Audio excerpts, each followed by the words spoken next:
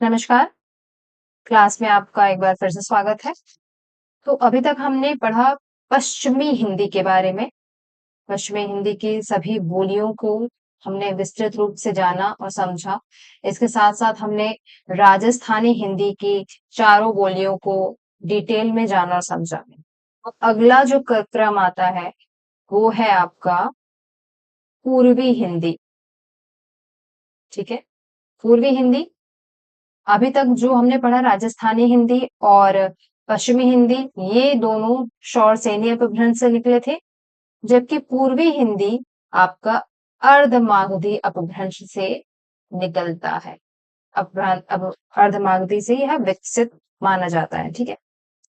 इसकी 3 बोलियां पूर्वी हिंदी की जो प्रचलित हुई, अवधी, बघेली, छत्तीसगढ़ी, जिसको हम ए, बी और सी के फॉर्मूले से भी याद कर सकते हैं। पूर्वी की क्या है? ABC, अवधी, बघेली, छत्तीसगढ़ी। ठीक, ये किससे निकली है? आपकी अर्धमागधी। तो अवधी, अर्धमागधी, ठीक है। एक अपनी याद के हिसाब से आपको जो भी कोड सरल लगता हो, आप वो कोड बनाते हुए चले, वो फॉर्मूले खुद बनाते हुए चले, ठीक है। इसकी सबसे जो प्रचलित और प्रसिद्ध बोली है, उपभाषा है, वह है अवधी। अवधी हिंदी साहित्य में, खासकर हिंदी साहित्य के भक्ति काल में बहुत ही फूली फली है, ठीक है। भक्ति काल के बाद रीति काल में भी और कुछ जाकर के आधुनिक काल में भी अवधि में रचनाएं होती चली। अवधि इसका जो केंद्र है, जैसे कि नाम से ही स्पष्ट हो रहा है, अवध। अवध का जो पूरा क्षेत्र है ना, अवध अयोध्या का जो पूरा जो क्षेत्र है, उसमें अयोध्या इसका केंद्र है। अयोध्या में ये बोली इसका ओरिजिन माना जाता है और अयोध्या से ही आपका अवध विकसित हुआ और अवध से में ही जो बोलने वाली बोलियां हैं वह अवधि कहलाई, ठीक है। तो और तो अब अवधि के बोली का जो क्षेत्र है वो क्या है? वो है आपका अयोध्या, मुख्यतः क्योंकि अयोध्या अयोध्या इसका केंद्र है। इसके अलावा लखनऊ, इलाहाबाद, जिसको प्रयागराज भी कह सकते हैं, ये मेन जो जगह है, वो जो प्रसिद्ध मेन जगह है वो यही तीनों है। इसके साथ साथ अन्य जगह भी बोली जाती है, जैसे फतेहपुर, मिर्जापुर में कुछ जगहों पर बोली जाती है, उन्नाव, रायबरेली, बस्ती, सीतापुर, गोंडा, बहराइच, सुल्तानपुर, प्रतापगढ़ और बाराबंकी। अब आप लखनऊ के जब मैप को देखोगे ना, तो लखनऊ से पूर्वांचल की तरफ जितने भी आपको जिले मिलेंगे, लगभग सभी जिलों पर आपकी इस अवधि का प्रभाव दिखेगा, ठीक। मैं पूर्वांचल की तरफ आने आप जब आओगे तो पश्चिम की तरफ तो पश्चिम की बोलियां आपने अभी तक पढ़ ली। जब अवध से खासकर लखनऊ से जब पूर्वांचल की तरफ बढ़ोगे, तो लखनऊ, इलाहाबाद, क्या कहते हैं, मिर्जापुर, उस जगहों पर उन्नाव, बाराबंकी, आपका प्रतापगढ़, सीतापुर, अ, और साथ साथ गोंडा, बस्ती, बाराबंकी, ये सब जो जगहों पर अवधि जो है वो बोली और समझी जाती है, ठीक है। अवधि की लोक साहित्य, अवधि जो है वो लोक साहित्य के साथ साथ आपके मुख्य धारा के साहित्य में भी बड़ी फेमस रही है। हम जानते हैं कि भक्ति काल में के जो प्रसिद्ध कवि हैं तुलसीदास, वह आपके लोक अवधि की, तुलसीदास को लोक अवधि का कवि माना जाता है। लोक अवधि का वही एक कवि है जायसी, ठीक है, जैसे यह परिनिष्ठित अवधि के भी कवि माने जाते हैं, ठीक। ये दोनों ही भक्ति काल के हैं, एक सूफी के हैं और एक राम भक्ति धारक है। इसके अलावा भी भक्ति काल के बहुत सारे कवि, जैसे मुल्ला दाऊद, कुतुबन, उस्मान और के साथ तुलसीदास आपके हैं ही, और सबल सिंह, इन सब के रचनाओं में भी प्रचुर मात्रा में आपको अवधि जो है वो देखने को मिलती है। अवधि की जो भाषा है ना, वो कह सकते हैं एक प्रकार से एकारांत है और उसमें बहुत ज्यादा जो उसके जो शब्द हैं वो आपको ब्रज के क्षेत्र से, ब्रज का प्रभाव जितना ही सरल और वो होता जाएगा, अवधि उतनी ही ठेठ और ग्रामीण होती जाएगी। ठीक है, तो अवधि की जो भाषा है वो आपको बहुत ग्रामीण दिखाई पड़ती है। अवधि जो कि हम जानते हैं कि यह आपके अर्धमागधी अपभ्रंश से विकसित थी, इसलिए इसका बोलचाल, रहन-सहन और जो यहाँ के लोगों का इस पे प्रभाव पड़ा, वह भी परिनिष्ठित जो हिंदी है, उससे काफ़ी दूर अपने आप को रखता है। ठीक है? कहीं-कहीं आपको ब्रज में या कौरवी, कन्नौजी इन सब में एक परिनिष्ठित अवधि का रूप या परिनिष्ठित बोली का रूप दिखाई पड़ता है, लेकिन इधर की जो बोलियाँ आपको दिखाई देंगी, चाहे वो अवधी हुई, बघेली हुई, छत्तीसगढ़ी हो या अभी हम बिहारी को पढ़ेंगे, इन बोलियों में ना जो ये जो मानकीकरण है, कह सकते हैं, वो बहुत कम इसको छुआ है। ठीक? तो इसी प्रकार से अवधि भी है। अवधि की एक लंबी श्रृंखला चली है, काफ़ी पुराने समय से अवधि अवधि को हम जान रहे हैं। भक्ति काल मतलब आप समझ सकते हैं 1375 से ये अगर होगा तो तब से यह चली जा रही है, इसलिए इसको विकास क्रम की अगर दृष्टि से कहा जाए, तो अवधि के केवल भाषा के विकास को हम 3 भागों में विभाजित कर सकते हैं। 3 भाग, जैसे पहले जो उसका था वो लगभग 1375 या 1400 से लेकर के आप से प्रारंभ होती है, मतलब उससे पहले जो अवधि का रूप दिखाई पड़ता है 1375 से कहीं-कहीं जो अवधि दिखाई पड़ती है, जैसे मुल्ला दाऊद वगैरह की दिखाई पड़ती है। उसके बाद जो इसका मुख्य मेन जो विकसित रूप आपको दिखाई पड़ता है वो भक्ति काल में 1375 से लेकर के आप 1700 तक देखेंगे, और उसके बाद 1700 के बाद से लेकर के आज तक भी अवधि की छिटपुट रचनाएं जो आपको देखने को मिलती है, उस 3-4 भागों में हम अवधि को बांट सकते हैं। अब बात आती है कि अ, उसके पहले चरण में जो है वो अवधि कहाँ-कहाँ दिखाई पड़ती है, तो जब आप प्राकृत पैंगलम या उक्ति प्रकरण, इसके अलावा कीर्ति लगत्ता वगैरह में भी अवधि की बहुत ज़्यादा तो नहीं पर छोटी-मोटी झलक आपको उसमें ये वहाँ पर भी ज़रूर दिखाई पड़ेगी, ठीक है? अवधि की ध्वनियों की बात करूँ, तो अवधि में कुछ विशेष ध्वनियों का प्रयोग जैसे अधिक होता है, जैसे न, ल जैसे शब्दों का प्रयोग, न, ल इन शब्दों का प्रयोग, इन अक्षरों, ध्वनि चिन्हों का प्रयोग इन्होंने ज़्यादा किया है। यहाँ पर परसर्ग में भी आपको अनुस्वार बहुत दिखाई पड़ता है। परसर्ग की बात करेंगे तो वो कं, कहया, इस तरह के अनुस्वार जो आपको परसर्गों में बहुत ज़्यादा देखने को मिलेगा, ठीक है? तो अवधि अपने आप में व्याकरणिक रूप में भी काफ़ी संपन्न रही और साहित्यिक रूप में भी संपन्न रही। अवधि के लिए हम एक और शब्द का प्रयोग करते हैं, बैसवाड़ी, ठीक है? बैसवाड़ी, क्योंकि जो क्षेत्र है, ये उसको प्राचीन काल में बैसवाड़ का क्षेत्र कहते हैं। तो इसलिए कुछ विद्वानों ने पुरानी अवधि को बैसवाड़ी भी माना है। कुछ विद्वान कहते हैं कि वर्तमान की जो अवधि है, वो उसको भी बैसवाड़ी कह सकते हैं। मतलब बैसवाड़ का जो क्षेत्र था, वो आपका अयोध्या का कुछ क्षेत्र और रायबरेली, उन्नाव इन सब के जिलों को मिला के एक बैसवाड़ा का क्षेत्र मिलता था, जहाँ पे बैस राजपूतों का ये क्षेत्र माना जाता था, ठीक है? तो उस क्षेत्र को का प्रभाव जो है, उस बोली का प्रभाव भी इसमें इतना ज़्यादा है कि कुछ ने विद्वानों ने इसे बैसवाड़ी अवधि को अवधि से भी अलग कर लिया। वो बोला कि अपनी एक वो केवल इस क्षेत्र विशेष के राजपूतों की बोली से प्रचलित हुई है, इसलिए वो अवधि नहीं है। जबकि आप जब धीरे-धीरे आगे जाते हैं तो समझते हैं कि बैसवाड़ी का जो प्रयोग है, वो अवधि में जाकर के कहीं न कहीं विलीन हो जाता है। तो बैसवाड़ी कह सकते हैं, अगर हम एकदम गँवई अवधि की बात करें या लोकल और ज़्यादा अवधि की बात, वैसे तो अवधि स्वयं में भी एक लोकल और ग्रामीण बोली है, लेकिन उसमें भी अगर हम और ठेठ और ग्रामीण की बात करें, तो बैसवाड़ी का नाम ले सकते हैं। बैसवाड़ी अवधि के बड़े फेमस कवि हैं, एक रमई काका जो है बैसवाड़ी या अवधि के भी आप इनको कवि मान सकते हैं। बड़े काफ़ी ज़्यादा इनकी रचनाएँ जो हैं वो लोक साहित्य में ज़्यादा प्रचलित है, ठीक है? तो ये तो हो गया अवधि की बात। देखो अवधि से काफ़ी प्रश्न पूछे जाते हैं, क्योंकि ये जो केवल बोली नहीं है, ये आपके मुख्य धारा का साहित्य है। अन्य जो बोलियां, जैसे अगर अभी हम बघेली पढ़ेंगे या बुंदेली पढ़ेंगे, तो ये सारी बोलियां जो हैं वो इनको आप केवल इनके इतिहास को बोली तक ही समझते हो। लेकिन जब हम अवधि की बात करते हैं, ब्रज भाषा की बात करते हैं, खड़ी बोली की बात करते हैं, तो ये आपके मुख्य धारा के साहित्य से भी जुड़ी हुई है। इसलिए हमें इनको और थोड़ा डिटेल से जानना समझना पड़ता है। ठीक है। अगला जो है वो है बघेली।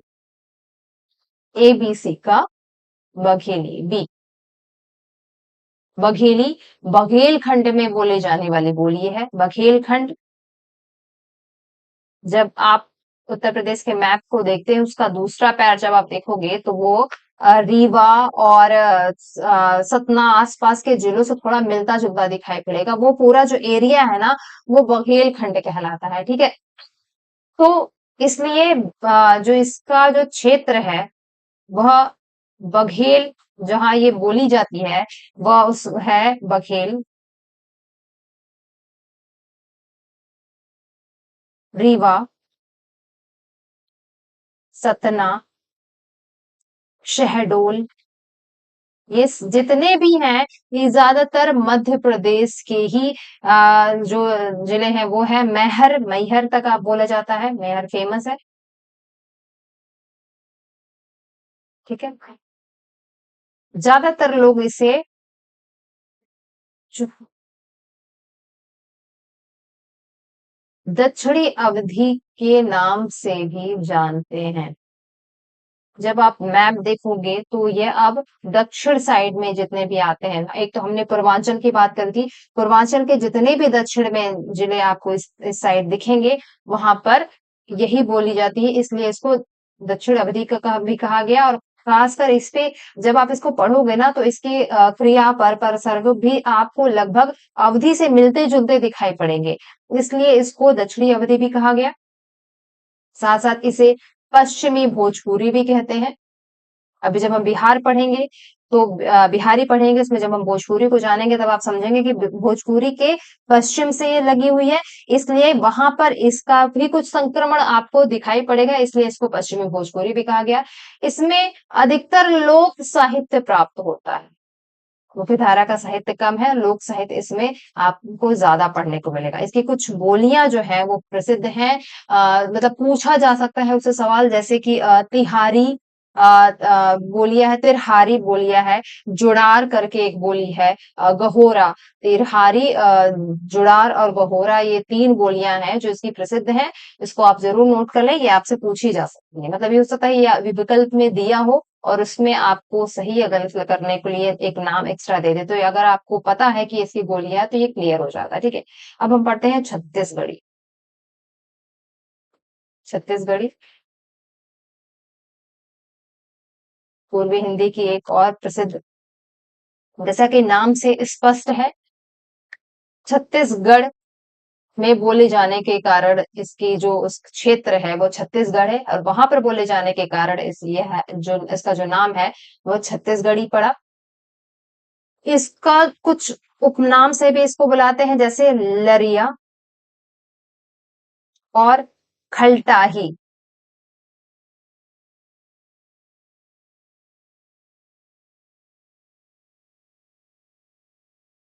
खलटाही, लरिया और खलटाही नाम से भी इसको हम जानते और सुनते हैं। क्षेत्र की बात करें तो यह, इसका जो बोली का जो क्षेत्र है वह रायगढ़, सरगुजा, कोरिया, बिलासपुर, रायपुर, दुर्ग, नंदगांव और कांकेर, इतने जगहों के आसपास ये बोलियां बोली जाती है। इसमें अधिकतर लोक साहित्य ही प्राप्त होता है। मुख्यधारा के साहित्य में अभी यह नाम नहीं आया है। ठीक है। बोलियों की बात करूं तो एक सरगुजिया करके बोली आती है, जो सरगुजा क्षेत्र के आसपास ज्यादा बोली जाती है, वह इसी छत्तीसगढ़ी से निकली है। इसके अलावा बेंगाली और बिंझवाली एक है। बेंगानी,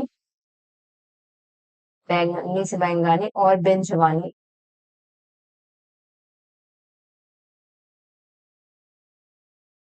ये जो है वो छत्तीसगढ़ी की ही बोलियां आती हैं, क्योंकि यह सवाल पूछ चुका है असिस्टेंट प्रोफेसर के एग्जाम में, इस लिहाज से ये इम्पोर्टेंट बनता है। ठीक है, तो अब हम इसके बाद अगले पे आते हैं। अगला है आपका बिहारी। बिहारी, यह मागधी अपभ्रंश से निकला है।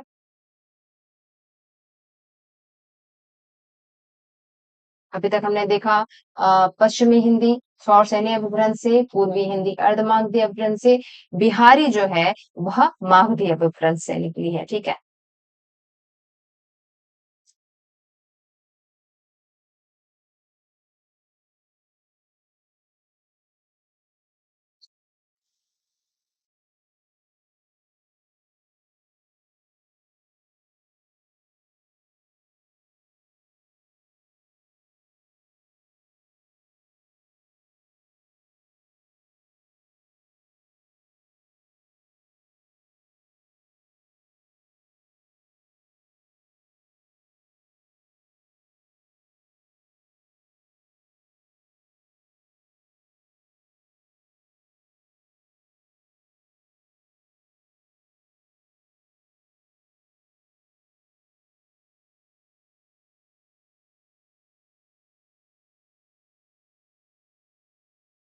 अगली बोली पर हम आते हैं। बिहारी,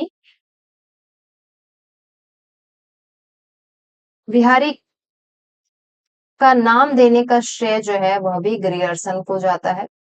बिहारी को पूर्वी एवं पश्चिमी दो भागों में ही बांट करके अध्ययन की दृष्टि से पढ़ा गया है।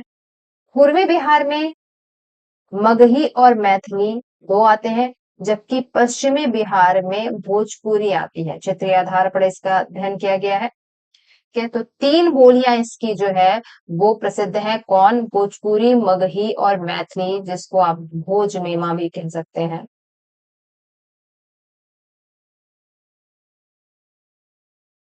ठीक है, महत्वपूर्ण है तीनों ही बोलियां अपने आप में, जिसमें आप ज्यादातर देखोगे आपके उत्तर प्रदेश में अधिकतर जो बोली है वह भोजपुरी है। भोजपुरी बिहारी हिंदी की बहुत महत्वपूर्ण बोली है, और हम जानते हैं आज के समय में वैश्विक रूप से भोजपुरी का बड़ा नाम है। काफी ज्यादा यह दबाव भी दिया जा रहा है कि भोजपुरी को संविधान के जो 8 भाग है, मतलब भाषा के अंतर्गत, राजभाषा के अंतर्गत भोजपुरी को भी शामिल किया जाए। अभी तक शामिल नहीं किया गया है, लेकिन काफी प्रयास है। भोजपुरी का अपना अच्छा खासा इतिहास भी है, इसके बोलने वाले लोगों की संख्या भी बहुत ज्यादा है, और इस समय ये काफी प्रसिद्ध है। ठीक है, भोजपुरी, भोजपुर, जो भोजपुर जो जगह है बिहार में पड़ती है, वो उसका मुख्य केंद्र है। यह भोजपुर शाहाबाद, बिहार का शाहाबाद एक परगना है, उस वहां पर इससे काट करके भोजपुर एक जिला बनाया गया, और यही की जो लोकल बोलने वाली बोली थी, इसी नाम से इसका जो है भोजपुरी नाम पड़ा। भोजपुरी का महत्व लोक बोली और लोक साहित्य में बहुत ज्यादा है। जैसा कि हम जानते हैं भिखारी ठाकुर भोजपुरी के लोक साहित्य के बड़े रचनाकार हैं। भोजपुरी, इनको भोजपुरी का शेक्सपियर भी कहा जाता है। ठीक है, अगर हम क्षेत्र की बात करें तो भोजपुरी का जो क्षेत्र है वो अपने आप में बहुत ज्यादा बड़ा है। जैसे कि आप दक्षिण से वो लेकर के उत्तर तक इसकी जो पूरी सीमा है, दक्षिण में आप जब छोटा नागपुर मध्य प्रदेश में जब जाएंगे तो वहां जो छोटा नागपुर है वहां से इसकी जो है भौगोलिक पृष्ठभूमि वहां से शुरू होती है, और पश्चिम में तक आ जाती है। और साथ में पूरब की बात करूं तो मिर्जापुर, बनारस, बस्ती, और फिर फैजाबाद, रांची, पटना, गोरखपुर, देवरिया, छपरा, और सिवान, गोपालगंज, आरा, बलिया, इन सब तक आपको, रांची, यहाँ तक आपको भोजपुरी का जो है वो क्षेत्र मिलेगा। भारत में, भारत ही नहीं, भारत के बाहर भी भोजपुरी बोलने वालों की अच्छी खासी संख्या है। विदेश में मॉरिशस, सूरीनाम, फिजी आदि में भी भोजपुरी बोली जो है वो काफी प्रचलित है। अभी जब अ, फिजी का जो सम्मेलन हुआ था वहां भी हमने देखा था कि भोजपुरी को काफी ज्यादा प्रमोट किया जा रहा है वहां के लोकल बोली के तौर पे ही, ठीक है। हालांकि भोजपुरी में इनकी अब इसका फलक बड़ा होने के बावजूद, काफी ज्यादा प्रसिद्ध होने के बावजूद, इसकी जो समकालीन जो भाषाएं हैं, ब्रज और अवधी की तरह इसका कोई मुख्य धारा का साहित्य अभी उतना ज्यादा नहीं निकला। लेकिन लोक साहित्य जो है वो इसका काफी ज्यादा प्रचलित हुआ है, फेमस है इस मामले में। लेकिन अभी भी प्रयास है कि इसके लोक साहित्य का संरक्षण किया जाए और इसको कहीं ना कहीं मुख्य धारा के साहित्य से जोड़ा जाए। देखिए ये प्रयास कितना सफल हो सकता है, हो पाएगा आगे चल करके। अगली जो बोली आती है इसके बाद इसकी, मगही। मगही, यह शब्द मागधी से ही निकला है। यह जो है वह विशेषता गया जिले में, पूरे पूरे गया जिले में आपको मगही जो बोलने वाले लोग मिल जाएंगे। इसके अलावा पलामू, मुंगेर, हजारीबाग, पटना और पटना भागलपुर, पालामऊ, इन सब जगहों पे जो मगही है वो अच्छी मात्रा में बोली जाती है, वहां के लोग बोली है, ठीक है।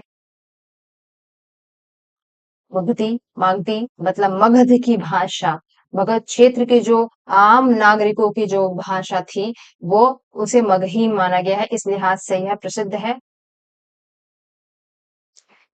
मगही जो है वो भोजपुरी की बहुत ज्यादा निकट मानी जाती है, इसलिए मगही को कभी कभार भोजपुरी की एक उपबोली भी मान लिया जाता है। हालांकि यह अपने आप को में पूरी अलग करके रखती है, लेकिन कहीं ना कहीं भोजपुरी का इसमें ज्यादा प्रभाव है और भोजपुरी जो का फलक जो है वो ज्यादा बड़ा है। इसलिए मगही अपने आप में बहुत ज्यादा फेमस नहीं हो पाई, लेकिन इसका लोक साहित्य जो है वो इसे अलग करता है इन भ्रांतियों से, ठीक है। इसकी जो अपनी एक लिपि है, कैथी लिपि, यह बड़ी इसकी वजह से इसका प्रभाव जो है वो अलग रहा और यह इम्पोर्टेंट भी है, इससे प्रश्न पूछा भी जाता है, तो ये आप जरूर याद रखेंगे। अगला जो है वो है मैथिली। मैथिली जैसा कि नाम से ही स्पष्ट है, मिथिला के आसपास की बोले जाने वाली जो भाषा है उसे मैथिली कहा गया, ठीक है। मिथिला बिहार की, ये भी बिहार की एक बोली है और ये क्षेत्र मिथिला जो शब्द है वहां पे मैथिली हुई है।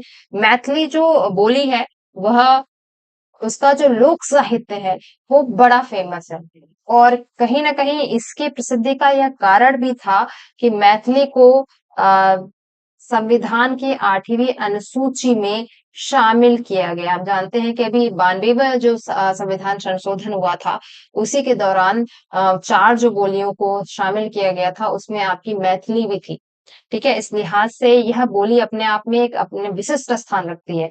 इसके अलावा आप हिंदी साहित्य में बात करें तो हिंदी साहित्य में के प्राचीन काल के बड़े विशिष्ट कवि हैं विद्यापति। विद्यापति यहाँ लिखा हुआ है विद्यापति। इन्होंने अपनी कई सारी रचनाएं जो है वो इसी मैथिली या मिथिला भाषा में करी है। इनकी जो विद्यापति की जो पदावलियां हैं, कीर्ति पताका है, ये सब मैथिली भाषा में लिखी गई है। इसलिए यह साहित्य की दृष्टि से भी, हिंदी साहित्य की दृष्टि से भी मैथिली जो है वो महत्वपूर्ण हो जाती है, ठीक है। इसका नाम जो ग्रियर्सन द्वारा ही दिया गया था। मैथिली की दो जो बोलियां हैं वो जन सामान्य में प्रचलित है। एक तो जन सामान्य की भाषा या देशज मैथिली, दूसरी परिनिष्ठित अवधि, ठीक है।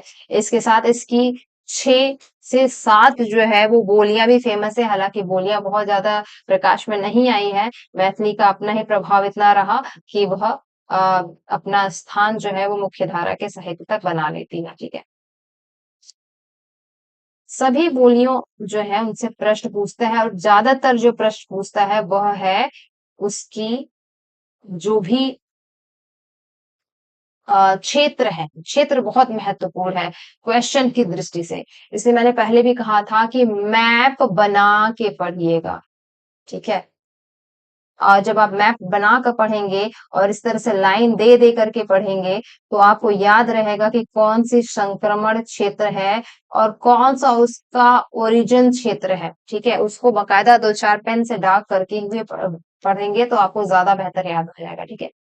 ये उसका ग्राफ है, मागधी, मागधी से बिहारी हिंदी और इसकी से 3 बोलियां निकली हैं, जो कि सत्य है। तो आपकी जो बोलियां हैं, बोलियां और उनका इतिहास क्रम जो है वो वहां से यहाँ समाप्त होता है। इस पे जितने भी ज्यादा प्रश्न कर पाए आप सॉल्व करें, ठीक है? तो तैयारी करते रहिए, फिर मिलते हैं।